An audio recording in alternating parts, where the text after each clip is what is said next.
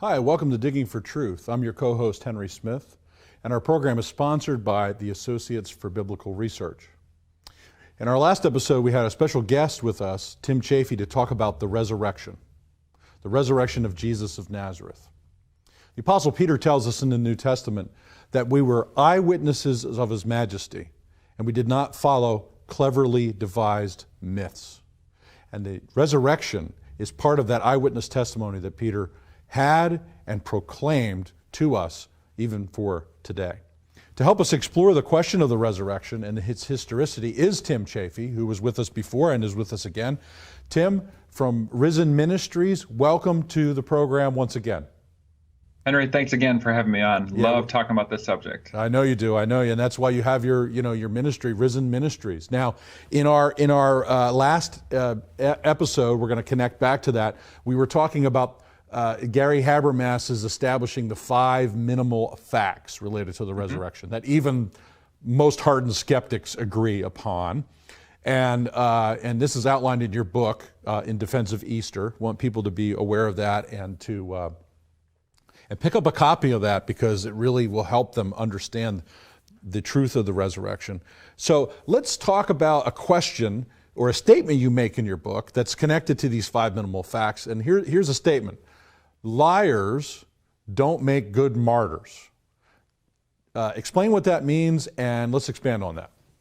Yeah, I think that's so important because a lot of times when Christians will attempt to demonstrate the truth of the New Testament, or especially of the resurrection, they'll say something like, nobody would die for a lie. Well, we have to nuance that a little bit because that's not actually true. A lot of people die for a lie. You think of what happened in Jonestown and think of what happened on 9/11, 2001, when the terrorists flew the planes into the World Trade Center. Yes. These people are dying for a lie. So there are a lot of people that are willing to do that. But here's the huge difference, the 2 big differences that we need to talk about from the early Christians who are promoting the resurrection and somebody like the terrorists on 9/11. The terrorists who believed that they were going to receive this reward upon their death, they weren't in a position to know the truth. They could not know beyond any shadow of a doubt whether or not their beliefs were true. Right. But the disciples knew. Did Jesus really die and rise again? Did we see him or not? And they were in that position to know. And every single one of them was saying, he did. He rose, we saw him, and I'm willing to die for that belief. So they were in that position to know. And here's the other difference. The disciples were willing to be persecuted and put to death because they so badly wanted the people to know about Jesus that they were willing to endure that, yes. And because of a great love for them. Whereas on the other hand, the other people wanted to take as many people with them in their death. And so there's one that's a genuine love, and on the other hand, you've got one that can't be described as love in any way, shape, or form. Yeah, it's really excellent. Liars don't make good martyrs, because one of the skeptical explanations try to explaining the empty tomb, because that's the problem. The empty tomb is the problem. It's not a problem for us who believe in it, because it points to the glory of the resurrection. But it's a problem for the skeptic, because if you try to go with the explanation that the disciples stole the body, or someone else stole it, and they knew it, and they purposely lied about it, they're not going to die for it. And I think that's your point, right? And we see that conspiracy take place in the book of Matthew. Yeah, I mean, you might be able to get 1 or 2 of those guys to get to the point where they convince themselves that it's true, but you're not going to get, 11 guys that are all willing to toe the party line, to continue to hold to it no matter what, when you're facing crucifixion, when you're facing being flayed or boiled alive or hung upside down with iron hooks through your ankles, the types of tortures that they endured. Yeah. Somebody's going to spill the beans and say, oh, guys, that whole thing about the resurrection, we made that up. I'd rather not be boiled alive. Let me go. But nobody did that. Yeah, there's a famous quote from Chuck Colson, who's gone home to be with the Lord. He says, the Watergate conspiracy is proof that the disciples were telling the truth, because in a short period of time, they all gave up the ghost in the Watergate. They all narked on each other. It was over, right? Mm-hmm. It's very interesting, Colson's perspective on that. So let's talk a little bit too about a couple of other theories that are out there. One, let's start with the Muslim claim that Jesus was never crucified to begin with, and therefore and therefore didn't die from crucifixion. Right, because their belief is that God would not allow one of his prophets to suffer like that. Right. But if you read through the Old Testament, you look at Jeremiah, we know prophets suffered. But so they would claim that Jesus was taken up to heaven before the crucifixion, before he was supposedly arrested, and then there's this belief, and it's based on Sirach 4 verses 157 and 158, that one of his disciples, probably Judas, was transformed to look just like him. He was arrested, he goes to the cross, and he's crucified. I see. But I mean, that's deceptive for one, and so that shows that their God would be deceptive, but it's denying that minimal fact that we've already talked about, that Jesus was crucified. And if you think about it, this is a belief system that came along nearly 600 years after the fact. So Yes. it's a Johnny-come-lately. The burden of proof is on them to show that Jesus is not crucified. The people who were alive at that time, friend or foe, said he was crucified. Yeah. Yeah, that's really good, Tim. I like the way you did that. Now let's move to the another theory that's out there. It's called the Swoon Theory. So talk about the Swoon Theory and how that doesn't work. Yeah, the Swoon Theory is probably the one that most listeners or viewers would recognize, and that's the one that says Jesus didn't actually die on the cross. He just fell into a coma-like state, and then when he went to the tomb, he revived. But there's so many problems with that. One, we talked about the Roman soldiers being good at their job. Their job was to put him to death. They would know when he was dead. John talked about the spears through the side. We know he was dead.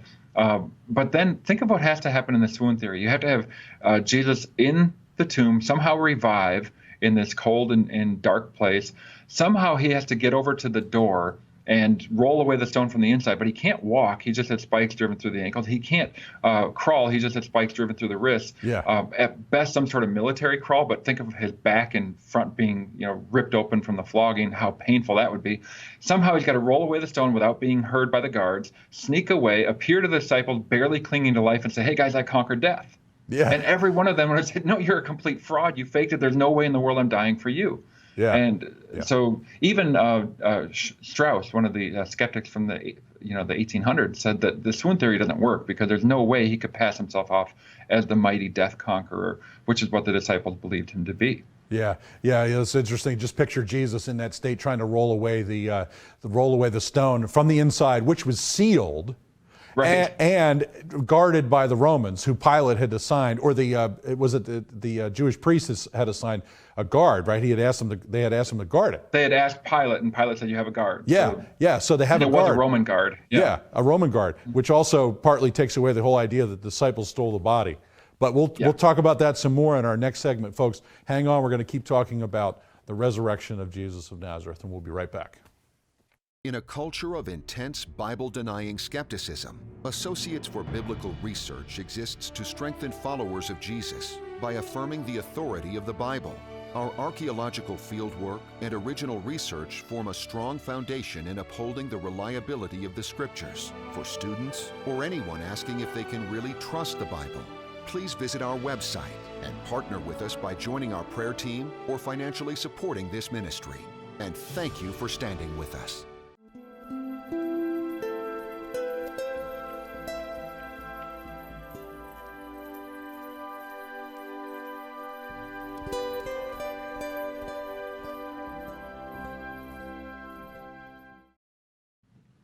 Hi, welcome back to Digging for Truth. We're talking today about the resurrection of Jesus with Tim Chafee of Risen Ministries. Tim has published an excellent book in defense of Easter. We want to encourage you to pick up a copy of that from Tim's website so you can understand better and more in depth the arguments in favor of the resurrected Jesus of Nazareth. So Tim, we were talking in our last segment a little bit about some ways to explain away either the crucifixion and death of Jesus, in the case of the Muslim explanation, or in most cases, the attempt to explain away the empty tomb. And one of the theories that's been put out there is the theory of mass hallucination, which is probably connected to Paul's declaration that there were 500 witnesses that saw Jesus alive. So talk about mass hallucinations a little bit. Yeah, so if you think about the problem for the skeptics, you have to come up with a theory that will explain how the tomb became empty and how did people see Jesus alive again, or how did they at least think they were seeing him alive again. And what you're going to notice as we go through all these different scenarios, they don't have a single theory that can explain both. They'll have one that'll try to explain the tomb becoming empty. We talked about somebody stealing the body, those kind of things, or Jesus faking his death and getting away from there. Or they'll do other things to try to explain how how people could have seen him. So the mass hallucination, usually the way this is argued by the critical scholar would be something like, Peter was so distraught that he had denied Jesus and that his whole world had been rocked and he's grieving. And when people are grieving, they can hallucinate. And that's true, although it's much more common among women than among men. But usually the hallucinations are so bizarre and they don't really make a lot of sense. But they're all personal. Yeah. If you're going to have people hallucinating, it's all personal. Same thing with dream or with a vision. You don't have multiple people hallucinating the same thing. And so what they'll say is that, Peter told the disciples that he had seen him, and then maybe somebody else had a similar hallucination. Then they just started spreading this message. But the Bible is very clear that he appeared at different places, on a roadway, on a hillside, at the seashore, in a locked room, and, all over the place. Jesus is appearing when they're not expecting him. And he tells them, go ahead and touch me. See that I'm not a ghost. They're not hallucinating. And Paul says over 500 people at once saw him alive. And he's essentially telling the Corinthians, most of them are still alive. You can go check it out if you want to. Go talk to some of them. It's not just me making this up. So he's inviting them to test what he's telling them. And the whole idea that you could have so many people having a mass hallucination or vision or dream, in a sense, that would be a greater miracle than the resurrection itself, because that's never happened. Yeah. Whereas resurrection from the dead, at least somebody being brought back to life, Jesus demonstrated that he could do that. He raised 3 people back to life before his own resurrection, and the Old Testament includes some people being raised. Of course, Jesus was now in a glorified body, never to die again. So there was something different. But raising the dead, that can be done. Yeah, that's good. Again, we mentioned in our last episode, I used the word pigeonhole because I think that kind of like, if you're really going to be serious about examining the resurrection of Jesus, the way that God has given all this material, it really puts the skeptic on the hot seat to try to get around the way that the evidence has been presented to us. How about things like, visions is connected to hallucinations, sort of same idea. How about things like mistaken identity and they went to the wrong tomb? Why don't you touch on those a little bit? Yeah, the mistaken identity is similar. The Islamic one would be a case of that where, there's somebody, it's probably Judas, goes to the cross, instead of Jesus, and people think it's Jesus.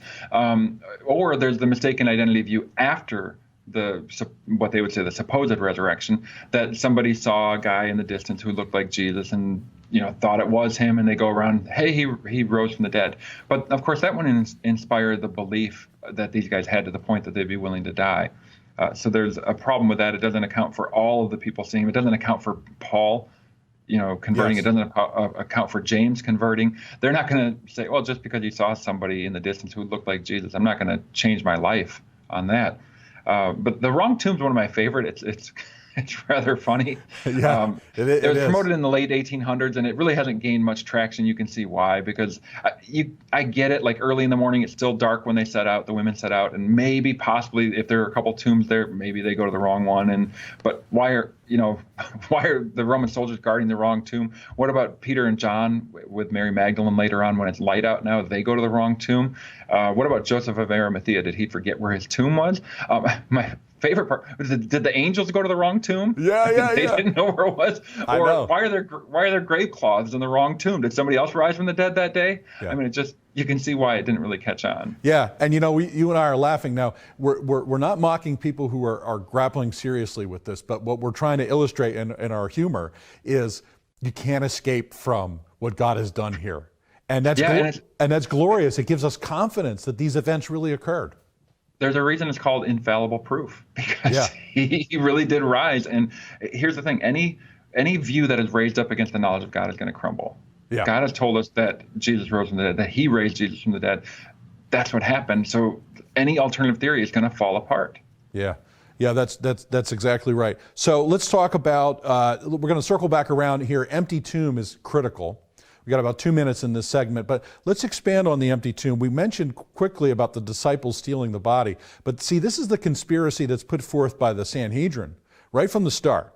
Mm-hmm. That the disciples, you tell them you fell asleep, meaning the guard, and the disciples came and stole the body while you were asleep. Why don't you take that apart? Yeah, so they pay the Roman guards to say that the disciples came at night while we slept and stole the body. And so that was commonly reported among the Jews till the time that Matthew wrote. And then guess what? It was commonly reported in the 2nd and the 3rd and the 4th centuries as well. There's church fathers who were debating with Jewish leaders who were saying those same things, yes. that the soldiers fell asleep and the disciples stole the body. First of all, there are a lot of problems with this. The whole idea that the disciples would try, fishermen, most of them, try to overpower some Roman soldiers so that they could get the body is strange, because they weren't even expecting Jesus to rise from the dead. They ran away in fear. This is not going to inspire belief. Peter, who's afraid to confess Jesus before a little servant girl, the night Jesus is arrested, suddenly on the day of Pentecost is proclaiming Jesus in front of thousands of people who he would know at any moment they can come and kill me as well. Yeah. And so that's not going to inspire that belief that the disciples are in on it.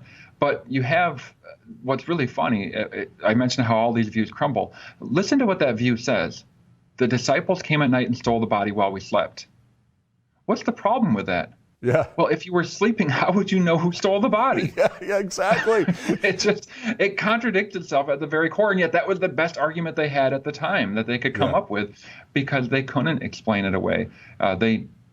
Jesus rose from the dead. There's no way of getting around that. Yeah, it's very interesting. The Sanhedrin, they were no dummies. They were smart. They were smart people. They conspired to kill Jesus and murdered him. They conspired with the Romans to do so. They were the leaders of their culture and their people. So they were not knuckleheads in terms of their intelligence. And this was the best they could come up with. Yeah, and they even wanted the tomb to be guarded to make sure the disciples couldn't do it. Yeah. I mean, that was because they had heard that Jesus said he's going to be raised after 3 days. And so they wanted to make sure that didn't happen. Yeah, that's right. It did happen. Well, friends, thank you for joining us for this episode of Digging for Truth. We're going to continue on with our third segment on the resurrection. We'll be right back. Bible and Spade is a non-technical quarterly publication published by the Associates for Biblical Research. Written from a scholarly and conservative viewpoint, Bible and Spade supports the inerrancy of the biblical record and is a must-read for both the serious Bible student and anyone asking if they can really trust the Bible. Archaeological evidence, properly interpreted, upholding the history of the Bible. Subscribe today at BibleArchaeology.org.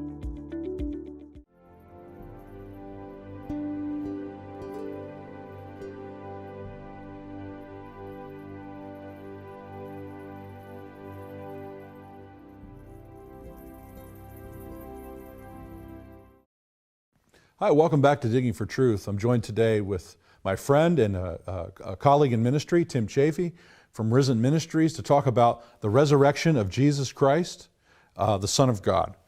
Tim, we were picking apart and deconstructing these arguments to try to explain away the empty tomb. Somebody out there might ask the question, do we have any evidence outside the New Testament that sort of either points to the minimal facts or helps us to understand some of this evidence a little bit better? Why don't you talk about extra biblical sources? Yeah, I think that's a great question because we have quite a few. One thing I usually point out right away is the skeptics a lot of times will say, well, it's only in the Bible that you find this. Well, I mean, we believe the Bible is inspired by the Holy Spirit, therefore it's true because God cannot lie. But it's not just one source. You have multiple, at least 8 different authors who are writing of this in the New Testament. So you do have 8 early sources there in the New Testament. But one thing that is often overlooked, and I think this is really interesting, especially with what you guys do at ABR, is the Nazareth Inscription. Yes. It was this marble tablet that was found in the 1870s, and I think it was first translated like in the 1920s. And it's a rescript, a rewriting of a law from Emperor Claudius from the 40s. Not the 1940s, the 40s. The 40s, yeah. The 40s. And what it says is that it's the death penalty for anyone who would move a body from a tomb with wicked intent. And it specifically mentions sepulchre sealing stones, which are found only in Israel. Yes. So there is an event that happened sometime before the 40s that would get all the way to Rome to cause the emperor to say, hey, you can't move a body from a tomb with wicked intent. There's no mention of grave robbing. Grave robbers didn't steal the bodies. They stole the valuables buried with the bodies. Yes. And so what could possibly explain this? Well, think about what the disciples were saying wherever they went. Jesus rose from the dead. And then the Jewish response to that wherever they went was, no, the disciples stole the body, and now they're perpetrating this lie around the empire. And then you get these riots in the different cities, and the emperor's like, enough of this. Yeah. If anybody moves a body from a tomb, that's, they're dead. And that's the only thing that can explain it. Yeah, I think the Nazareth inscription, it's not obviously absolute proof, but it points strongly in this direction. And we have material on our website about the Nazareth inscription. We'll put that information up for you so you can read about that, because it's a really powerful inscription. So let's move to Tacitus now. We're added to the Nazareth inscription. We have Tacitus. Let's talk about Tacitus a little bit. Yeah, Tacitus was probably the most popular Roman historian. He lived from like the mid-50s to about 120 AD. And a lot of times skeptics will say, well, there are no skeptical or no secular historians who ever wrote about Jesus. But Tacitus talks about how one named Christus was suffered the extreme penalty under one of our procurators, Pontius Pilate. And so he even talks about him, and they'll say, well, this is a generation later or 2 generations later. It doesn't say that he believed it. Well, he's saying that, Jesus was really put to death. And then he even goes on and talks about how this superstition that it started to spread throughout the empire, but then it was checked for a short time, and then it started to rise up again. So he's telling us, the disciples went around everywhere, that the Christians went everywhere, spreading this message that their Messiah had died and that they believed he was alive again. So here you have a secular source saying this was going on from the very earliest time. And what that does is that it does away with all of the skeptical ideas that the whole idea of the resurrection was something that developed over decades and decades of of legendary development, that kind of thing. It was from the very earliest days of the church that they were proclaiming the resurrection. And so the question I have for skeptics a lot of times now is I turn that back around on them and say, can you think of one secular historian alive in Jesus' time who should have written about him but didn't? And I just get crickets. Is that right? Because the ones who were around in those days, whether it was a generation or so later, they did write about him. But they can't give me the name of a single person who was alive at that time who should have and didn't. Yeah, that's really good. I like the way that is, and we want to challenge people to think critically about these things. Tacitus is a hostile witness. He doesn't believe the gospel. Right. But he even calls it a superstition. Yeah, so he's pointing to what you call the minimal facts. Jesus' death by crucifixion under the Romans, under Pontius Pilate, and the preaching of the resurrection, which is similar to the Nazareth inscription, which also seems to point to the preaching of the resurrection as well. And it wasn't a fabrication of the later church, is another point that you're making. And that's often argued as it relates to the New Testament manuscripts, that they were changed over time, and this story developed later. That's another really important apologetic point that you're touching upon. So Tim, we got about 2 minutes left. Believe it or not, I can't believe how fast it's gone, but we're just having a great time talking about the most glorious subject. You say on your blog that your favorite topic has long been the resurrection of Jesus. It's obvious that that's the case from your passion, but why don't you share with the audience a little bit more about that statement? Yeah, I think it's really sad that in the church today, I think we often overlook the resurrection. We save one Sunday a year for it, and then the rest of the year praise God, there's still a lot of churches that talk about the crucifixion. But oftentimes when people present the gospel, they talk about the cross, but they forget to mention the resurrection. If you think about it, we really need both, because what God has done for us, He has given us what we need the most and what we desire the most. If you think about it, what we need more than anything else, whether we recognize it or not, is to be forgiven by a holy God because we're sinful. And what we want more than anything else is to cheat death, to live forever. The crucifixion and resurrection of Jesus Christ give us both of those things. Yeah. And I get so excited talking about and thinking about the resurrection. I think about what it must have been like for the disciples to be in the depths of despair after Jesus was crucified, and then how exhilarating it would be, how unbelievable it would be to see him alive again. And everything that you had put your life into that was dashed for a few days, suddenly it's all back in place. It's a verification of our beliefs. Everything that we believe as Christians goes back to the resurrection. Paul talked about that in 1 Corinthians 15. If Christ isn't raised from the dead, then our preaching is futile, that we're still in our sins. It's a guarantee of our hope. It's the focus of the New Testament. Read through the New Testament and underline or highlight the number of times risen or raised or resurrected, the number of times they talk about the resurrection. It's like Paul can't even get a sentence out sometimes without saying, when he says Jesus Christ, whom God raised from the dead. Yeah. It's like he's so excited about that. And I think from an apologetic perspective, the big one is It's God's stamp of approval on Jesus' ministry, because he's telling everybody, yes, Jesus claimed to be God. Yes, he claimed to be equal to the Father. Yes, he did all of these things. And he said he's going to rise from the dead, and I'm going to raise him from the dead. If Jesus was a fraud and God raises him from the dead, then God is raising somebody who is a liar, who is a fraud from the dead. But in other words, God is saying, yes, this is my beloved Son in whom I am well pleased. Listen to him. I know that was in a different context, but it's like the resurrection is this bold statement of that same thing. Amen to that, Tim. Thank you so much for coming on the program to share the glory of the resurrection. Friends, we ask you, if you do not know Jesus, to consider the claims of this resurrection and receive eternal life through him. You'll never regret it.